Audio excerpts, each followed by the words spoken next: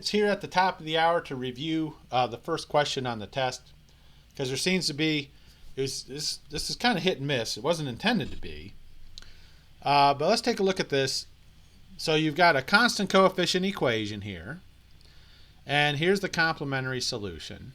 And then I ask you to write the form of their particular solution. So most everyone got part A just fine, right? Because you got to, you're going to have, you got to start off with an ax squared because you've got a constant multiple of y. But then you also have y primes and y double primes. So you're going to need a constant x and then a constant. Okay, so I think everyone did that one. I think most everyone did that one just fine. When we come down to the second part, we've got a sine 4x, or in there we're going to need a sine 4x, but we also have its derivatives, which means we're also going to be getting cosine 4x's. Right. And we've got an e to the 4x, and so by the superposition principle, we're going to need a constant e to the 4x.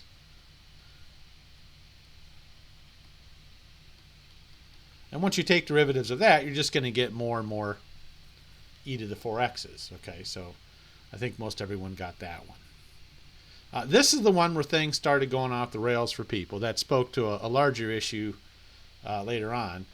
E to the minus x cosine x. So there's this thing about duplication,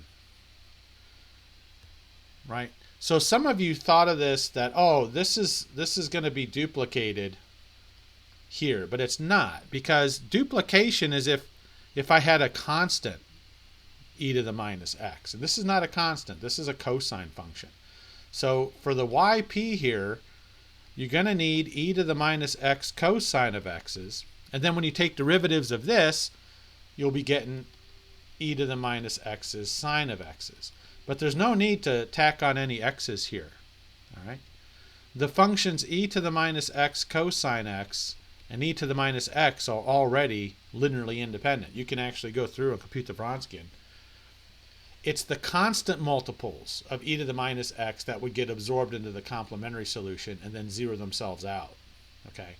So, and it was on the next problem as well. So some of you lost some points there. And then on the take-home, the take-home wasn't meant to have any duplication in it. It was supposed to be pretty boilerplate, straightforward. Some of you put the x's on there when you didn't need to, and it just became a terrible experience for you when it wasn't meant to be. So you don't need the x's here. All right. The only time you need an x's is if you have additional constants. So when I come down to this one here, once again, I'm going to write the complementary solution here again. C1 e to the minus x plus C2 e to the 3x. So here, if we look at your first guess for a yp, you would have your x squared there, e to the minus 3x. So you'd have some of that. But as you take derivatives of this, product rules would get involved.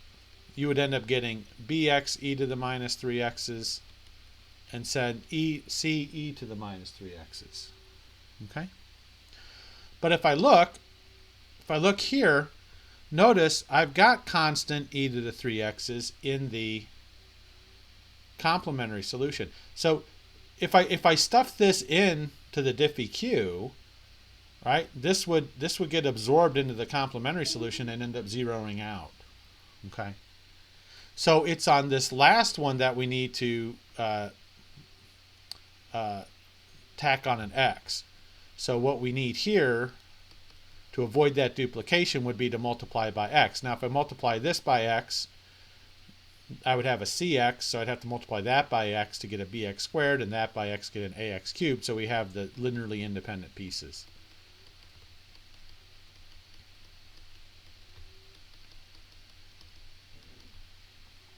So once again, the only time you need to be multiplying by factors of x is if you have constant multiples that are duplicated, right? And then the same thing over here. So If you have questions on that, let me know, because this is a critical thing. Some of you in the take home that took your take home off in a different direction, and on the take home coming up, if you don't know when to do it, then it's going to throw everything off. Okay. So speaking of that, let's look at your take home, and then we'll do another example with variation of parameters, and then we'll call it a day.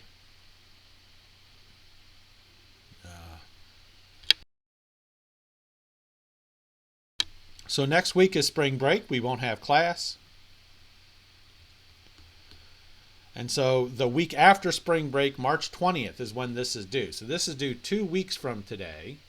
Instead of you having to come back and doing a test and a take home, we're just going to make it a big old take home. All right. So number one, method of undetermined coefficients. Now you can tell right away, right? Because you're going to get an m squared plus a 4 equals 0 here, you're going to get oscillation with frequency 2. You've got duplication of that. So this is the one where you're going to need to write your yp and then tack on an x. So there's going to be duplication here. Also remember, this is an initial value problem. So this is kind of a fully loaded method of undetermined coefficient problem. Okay, so that's 15 points. Number two, use reduction of order to solve this equation, given that y1 equals x is part of the complementary solution. So reduction of order is, we talked about that last week. You make the assumption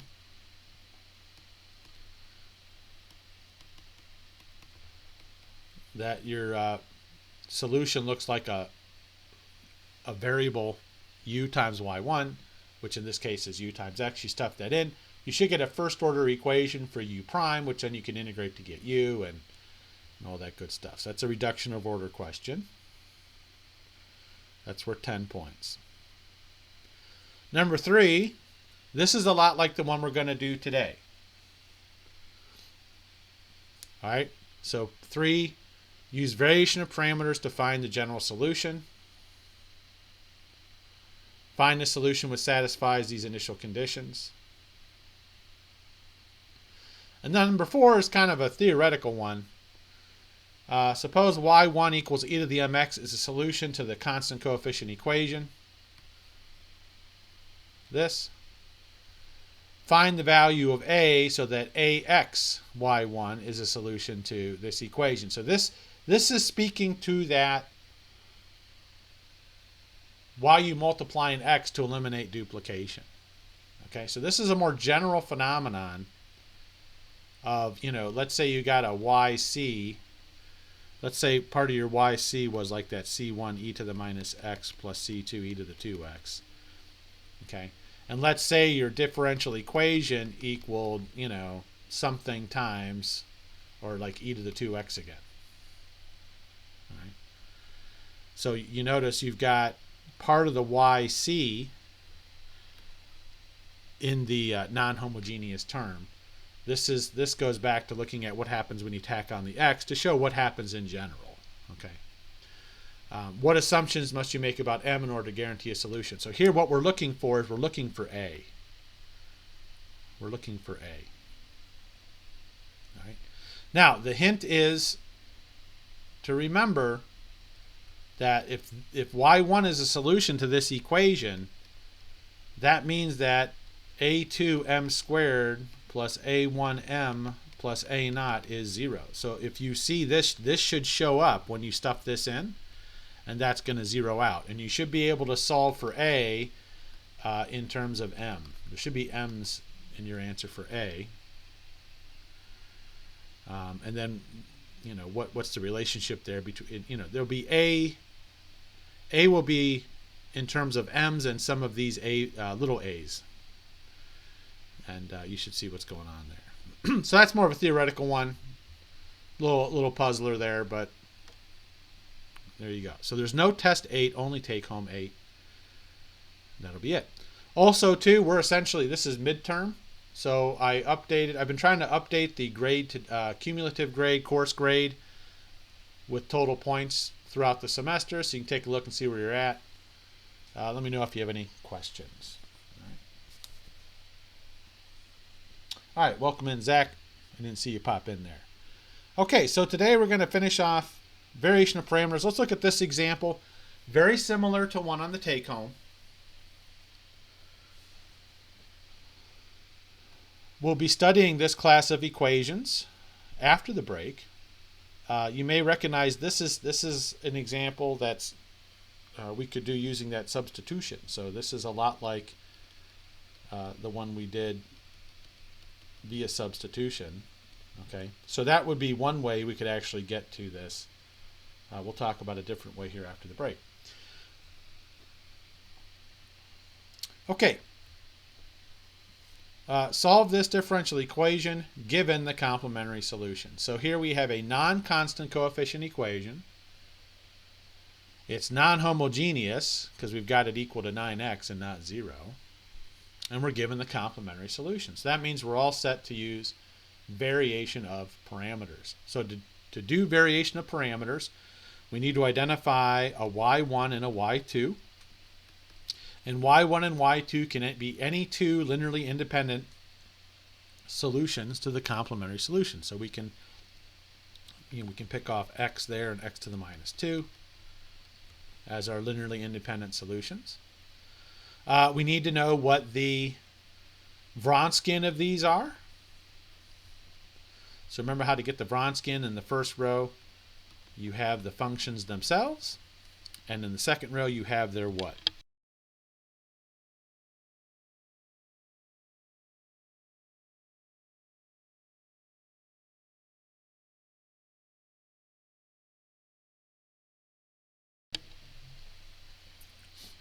Their derivatives.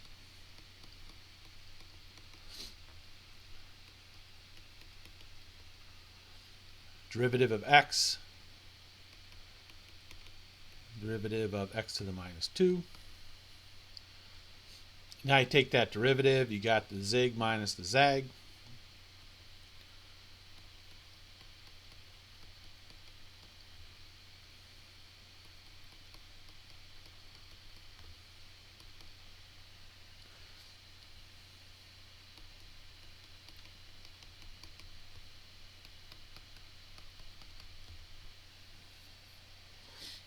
Okay.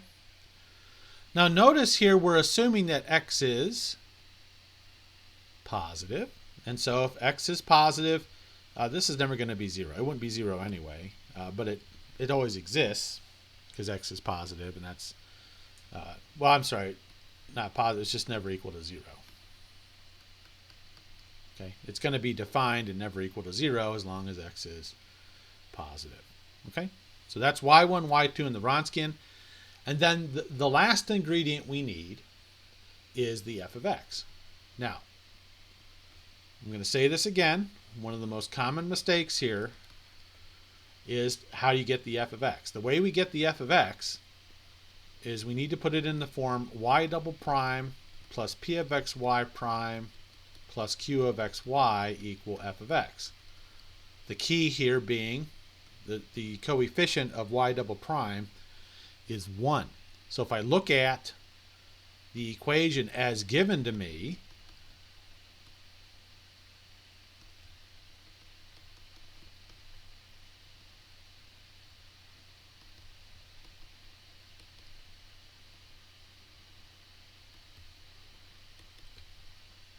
I don't have a coefficient of 1, so I need to get a coefficient of 1 by dividing both sides by the x squared.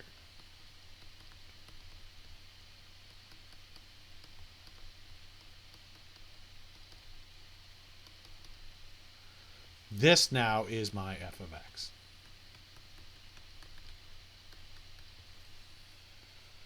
Okay, that's my f of x. So now I've got y1, y2, the Vronskin, and f of x. So now it's time to look at variation of parameters. So remember, the whole basic idea behind variation of parameters is I've got a 2-parameter family of solutions for my complementary solution. So we're going to vary these parameters. So we're going to look at y being a u1 y1 plus a u2 y2. And we're going to make assumptions about u1 and u2 that lead to the following sets of equations. So u1 prime is minus y2 f of x over the Wronskian, and u2 prime is y1 f of x over the Wronskian. That's why it's very important to get the right f of x by dividing through by the leading coefficient of y double prime if there is one.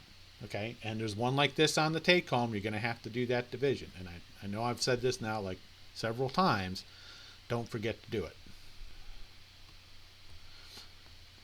So feel free to use these recipes for u1 prime and u2 as you work through the variation of parameters on your take home. Right? We derive these, we know where they're coming from.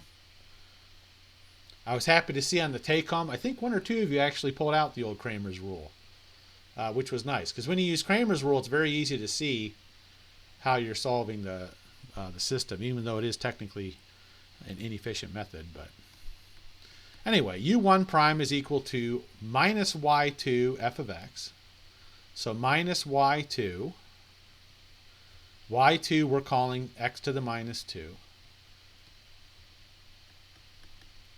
And I've had some students ask, does it matter what's y1, y2? No. As long as you just keep things consistent. So minus y2 f of x, which is 9 over x, divided by the Wronskian, minus 3x to the minus 2.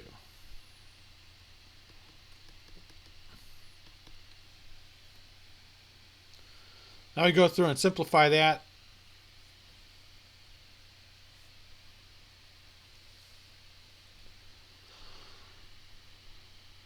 So, it's however you want to do it. We've got a minus, factor of minus 1 numerator denominator. We got a factor of that, x to the minus 2. We've got a 9 over a 3. That's going to leave us with a 3 over x. So that gives us u1 prime. And how do we find u1?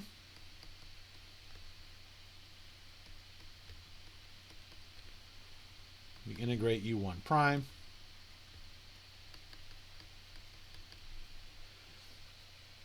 So what do you get when you integrate 3 over x?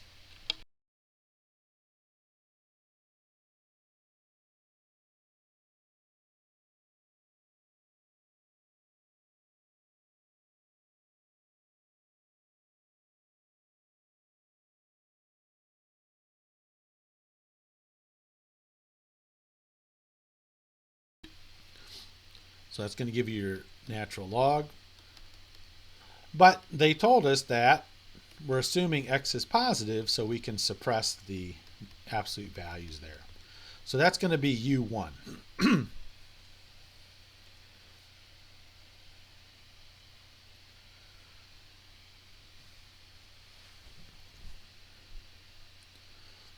All right, u2 prime is y1 f of x over the Wronskian.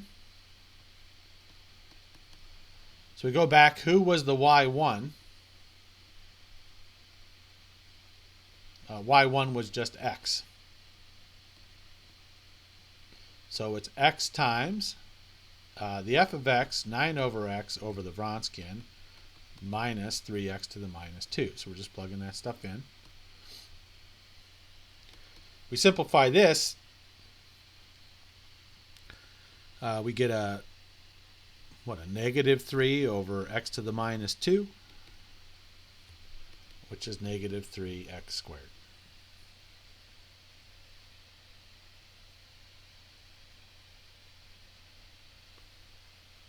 Any questions on the algebra there?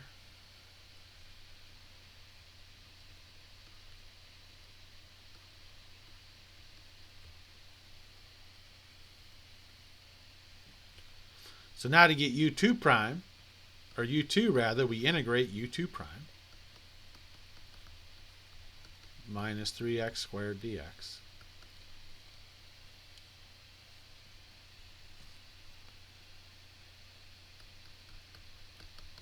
And you get minus x cubed plus c2.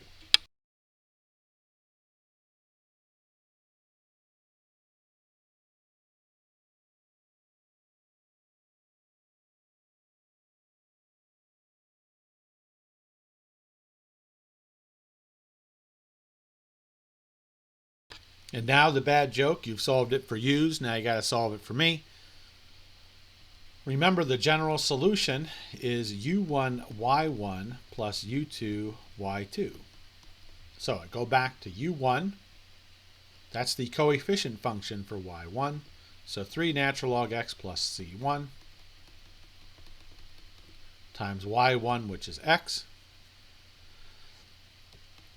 plus u2, which is minus x cubed, plus c2 times y2. And I just keep forgetting what we had. Y2 was x to the minus 2. Just want to make sure. Now I multiply things out. Sure enough, look what's popping out. I've got a c1x and a c2 x to the minus 2. So once again, if you don't suppress the constants of integration, you get right back to your complementary solution. And let's see what other pieces we pick up. We've got a 3 natural log of x minus, and look what happens here. I've got a minus x cubed times x to the minus 2. That's a minus x. And so we mentioned this yesterday, that when you do variation of parameters, this will often happen. And this is how you can, when you plug stuff into like a Wolfram alpha or something to solve these equations, you're going to often see this. So we've got this 3 natural log x, which is, entirely different than these two terms. But this minus x, that's a constant. That's an arbitrary constant times x minus x. So these are like terms. You follow? I've got a constant, x minus x. I can just lump this together. This is going to get absorbed into that part of the complementary solution. So my final answer, my final simplified answer would be c1x plus c2 x to the minus 2 plus 3 natural log x. Right? I think yesterday we had an example where things canceled out when we did the variation of parameters. Here is an example of where things kind of come together. Okay. Any questions on that last bit there?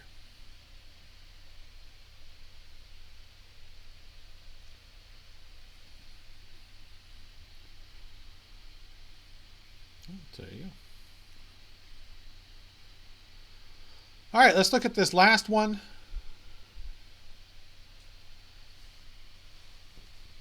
Solve y double prime minus y equal 2 divided by sinh x. So these are hyperbolic functions. So there's some reminders here on how these things work. First thing we notice is the left-hand side is a constant coefficient second order differential equation. We've got y double prime and y. The coefficients of those functions are constants. So that means we can get started by finding the complementary solution. So step one, we got a constant coefficient equation. Really, for any linear equation, we can start by looking at the complementary solution. So we're going to solve the left-hand side. Instead of equal to 2 over sinh x, we'll set it equal to 0. And now we're back into what we learned in section 5.2.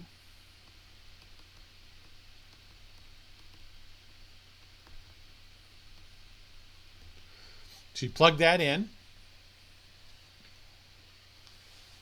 You'll be able to factor out the e to the mx's, and you'll get m squared minus 1 is 0.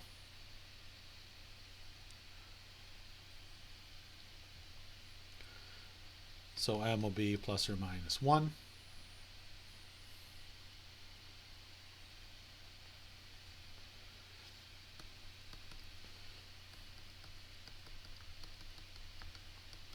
So you could write it that way.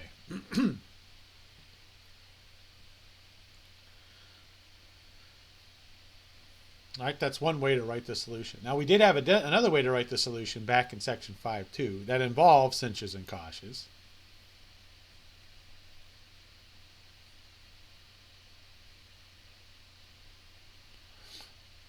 And since we've got sinh in the solution here,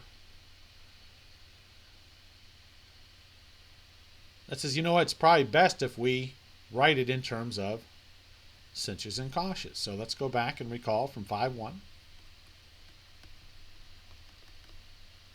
or section 5.2 rather, section 5.2, right? That the sinh of x is e to the x minus e to the minus x over 2. The cosh of x is e to the x plus e to the minus x over 2. So this says sinh and cosh are linear combinations of e to the x and e to the minus x. But also, e to the x and e to the minus x are linear combinations of sinh and cosh. Okay, so like if I wanted to get e to the minus, or e to the x rather, I could just add these together, right? If I look at sinh plus cosh,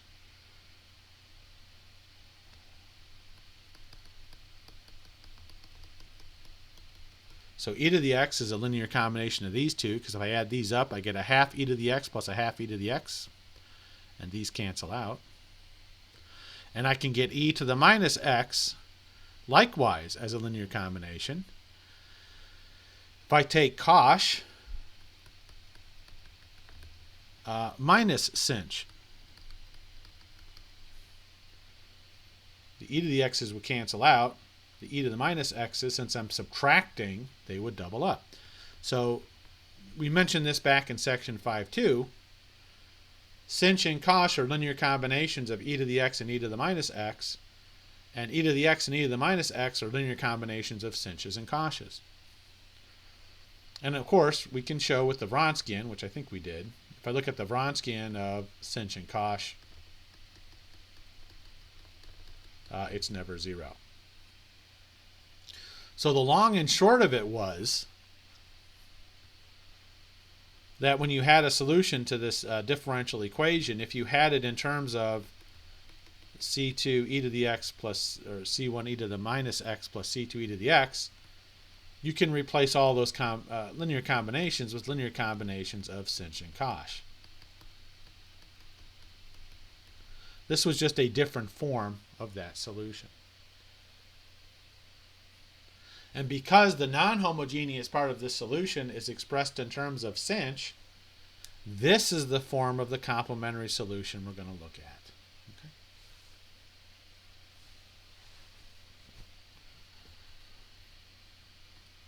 So the good news is the coefficient here is already a 1, so we don't have to get it into the standard form. So we can start pulling off y1, y2, the Wronskian, and f of x right away. So we'll select y1 to be sinh of x.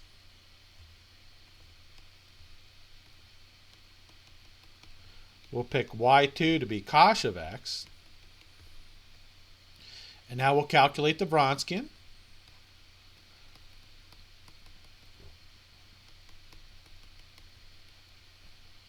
And this is where we can go back and look at the note there. Remember, the derivative of sinh is cosh, and the derivative of cosh is sinh.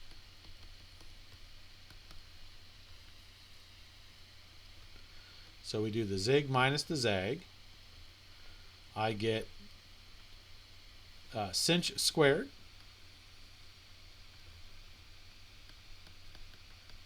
minus cosh squared. And that's for the other recall. The other recall says that cosh squared minus sinh squared is 1. So if I wanted to factor out a negative here to get that, so that means that sinh squared minus cosh squared would be negative 1. And sure enough, that's not 0. So this is just another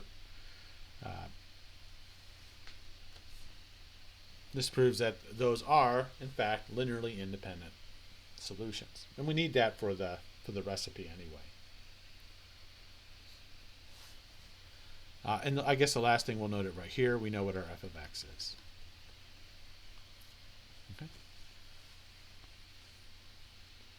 So now we can stuff everything.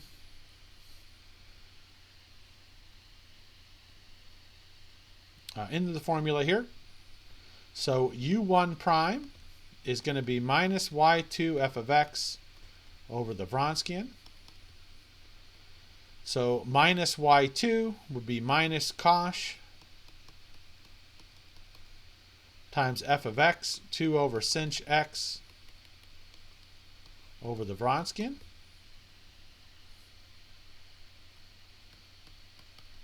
So u1 prime is going to be 2 cosh over sinh.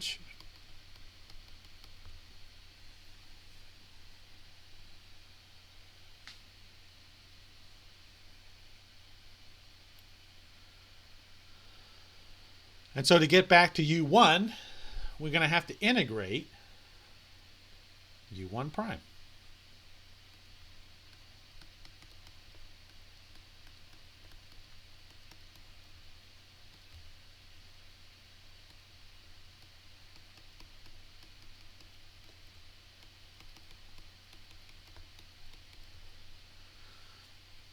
And this is where, once again, that little recall, the derivative of sinh is cosh and vice versa, this will let us do a substitution. I don't want to do u, we'll call it w.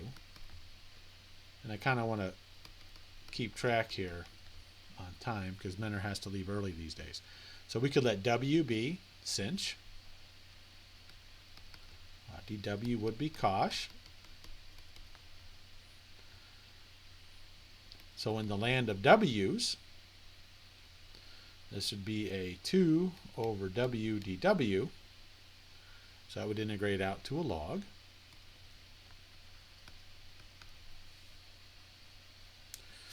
So you'd have 2 natural log of the absolute value of w, sinh,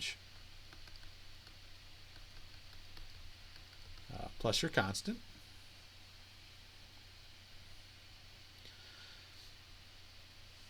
You could use properties of logarithms to move that 2 up if you wanted to get rid of those absolute values.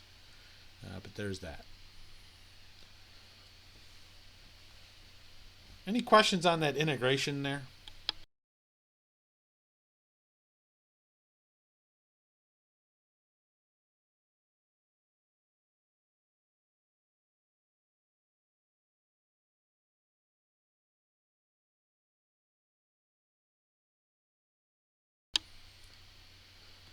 Now for u2 prime, that's going to be y1 f of x over the Wronskian.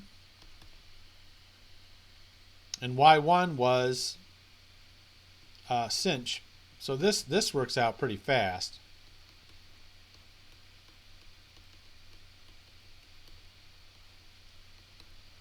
Because all the hyperbolic stuff cancels out, I'm just left with minus 2.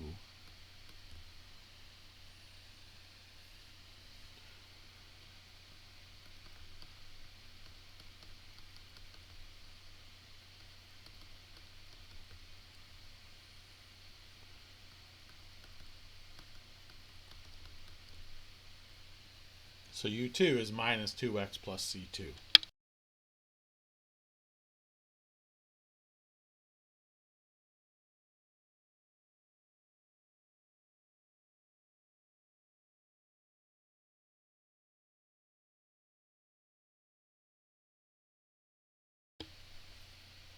So now you've solved it for u's. Now you got to solve it for me.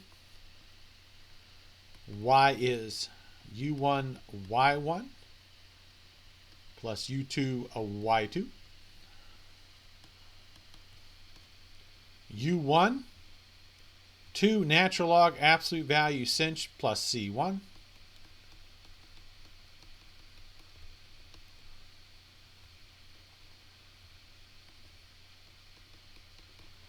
Times y1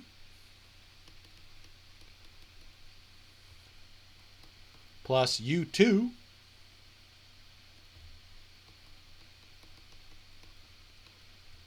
times y2.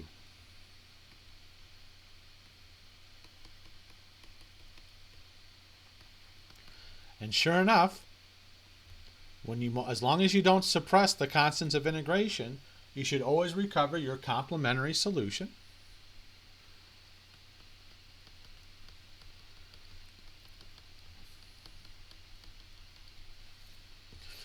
and then you've got your particular solution.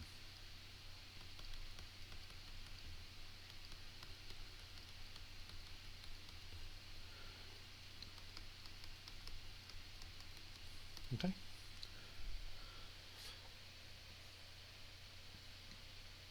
Now, I invite you to go through and instead of using Cinch and Cosh, to try to get through this problem, converting everything back to e to the x's.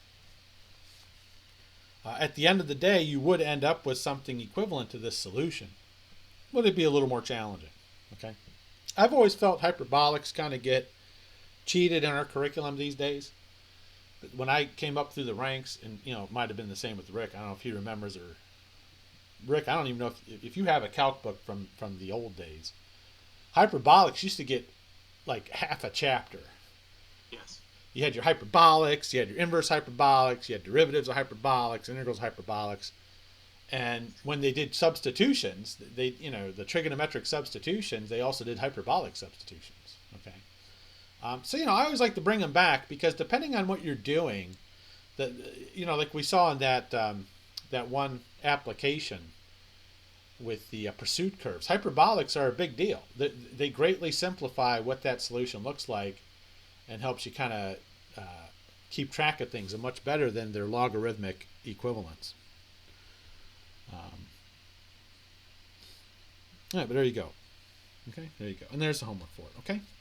So tomorrow we're going to talk about, we're going to just do a little bonus day, a little differential operator day.